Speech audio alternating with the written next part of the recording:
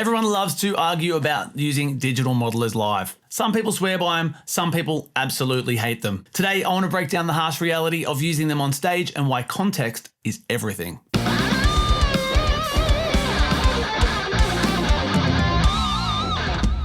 Hey, hope you're doing well. First off, let's be clear about something. A modeler is not trying to be an amp in the room. Let me say that again. A modeler is not trying to be an amp in the room. It's simulating the sound of a real amp into a cabinet, mic'd up, going through a desk into the studio, which is why you can get record-ready sound through a modeler. It's pretty powerful, but it's also the source of some huge amount of confusion. Some people absolutely hate them. They think they're sterile, there's no air moving, and they sound and feel fake. To be fair, there are some that are not necessarily great, but there are some that are phenomenal. On top of that, it's consistent, it's portable, and they're flexible. Now, honestly, there's no right or wrong approach here. There are artists that do both. Some people use Axe effects live, like massive bands, like Metallica, like Def Leppard. But there are also bands that use real amps, like Guns N' Roses, Yngwie Malmsteen. As common as this statement may sound, end of the day, you got to do what you prefer. And just on that quickly, I started with a real amp. That's where I come from. When I was growing up and playing guitar, there wasn't amp modeling. And to be quite honest, when I started using modeling, whilst it was amazing, it was a bit strange changing across to studio monitors instead of having a cabinet on the floor. It's a very different world. So let's say you're in a band or you're an artist and you solely rely on the front of house engineer that's supplied by the venue. This in itself is a risk because you've never worked with this person before in theory. So they don't know what you want. You don't know what they're capable of doing. You don't know what you're going to get. So it's a bit of a risk going into that situation in the first place. Some engineers are going to be relying on the amp side in the room. So if you're going straight to front of house, they're not really going to know what to do with it. They've lost all of a sudden all of that on-stage push. So sure, they might try to do as best they can with it. And if that's the case, more often than not, your guitar's going to get lost in the mix. A couple of quick examples. I was in a band where one dude used a Marshall and a stack on stage. I used the Axe effects and went straight to front of house. We recorded the room sound and yeah, as you would expect, the Axe effects got lost in the mix and definitely did not cut through as much as that Marshall stack.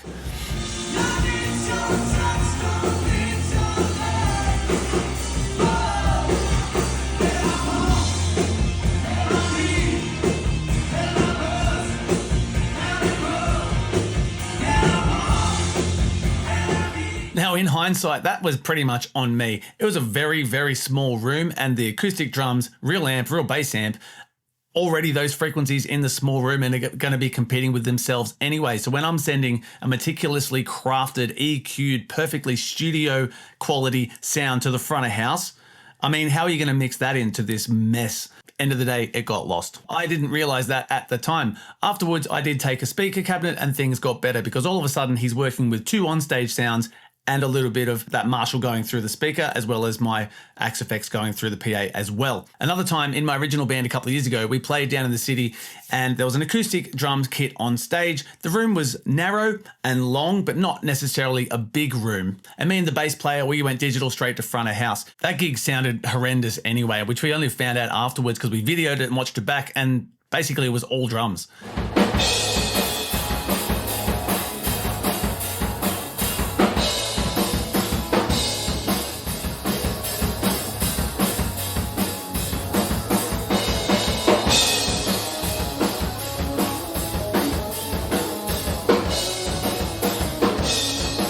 That dude, whoever it was that mixed it, he did sit there with headphones on the whole time, mixing in his headphones, which I'm sure sounded fantastic, but he didn't listen to the room. Sounded so bad. With that said, if I got to do that gig again, I would 100% use one of the backline amps, go through the power amp into a real cabinet, and Bob's your uncle, it's going to sound completely different. Another example quickly on this, I went and watched a gig. Rhythm guitarist, he used a modeler, went straight to front of house.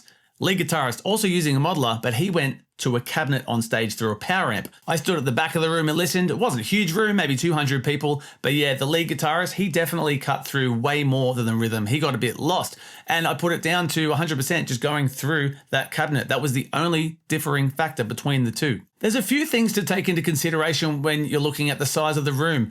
Are you playing completely acoustically? Are you playing completely digitally? Or are you doing a combination of both? I think the best way to approach it is try to meet in the middle. If it's a mostly acoustic sound, try to blend in with that. So if someone's got an acoustic drum kit and a real bass amp, don't go straight to front of house. Maybe bring a cabinet along and plug your modeler through the cabinet. That way you're going to join the acousticness of the room. You can also add a little bit into the PA and it's just going to sound fantastic. If you're going to go direct to the front of house, an acoustic drum kit, a real bass amp, even vocal bleed, it's all going to get in the way of your modeler and you're not going to cut through the mix. You're just going to get lost. No one's going to be able to hear what you're doing. What about those big rooms and outdoor venues? Now this is where a modeler shines. Consistency, clarity, full control. 2 examples. I did a gig up the coast early last year. Acoustic drums going through the PA, but you couldn't hear the acousticness of the kit because it was an outdoor setting. You just heard the drums through the PA. Axe Effects went straight to front of house and it was spot on.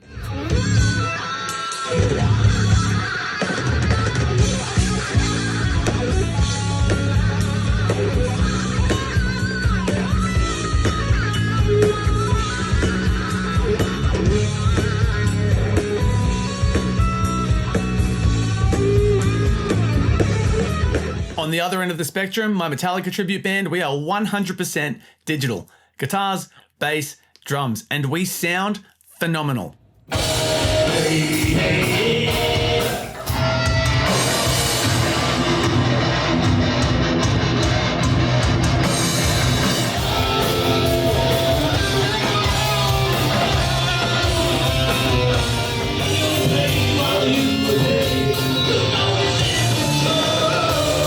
All the sounds have been meticulously crafted, and once they get to the front of house, there's not much that the front of house engineer has to do. And the dude that we're using on front of house knows what we're looking for as well, so he can help get that sound pretty good every single time.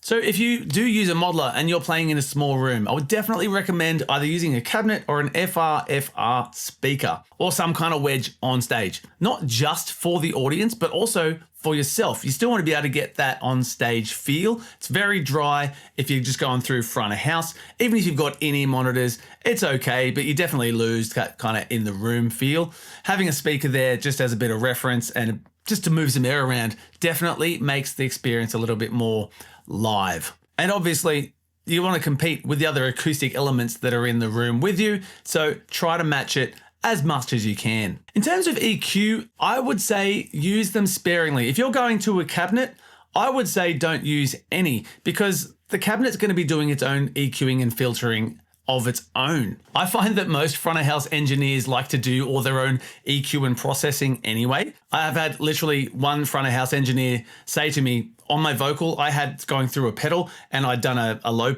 cut on the vocal, clean it up before it went to front of house, and he complained. He's like, where's all the low end in your voice? I mean, I don't have a lot of low end in my voice anyway, but he was pissy that I'd cut it because he wanted to cut it.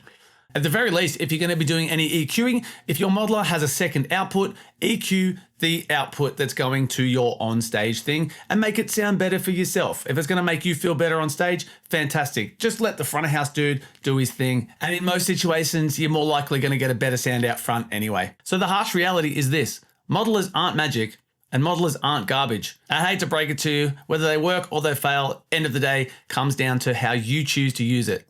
If you use a modeler live, please share your wins or your struggles in the comments down below. I'd love to hear your stories. If you did get something from this video, please consider subscribing to the channel. And of course, if you try these things and you get some success, definitely let me know in the comments as well. Thanks so much for watching. Stay tuned.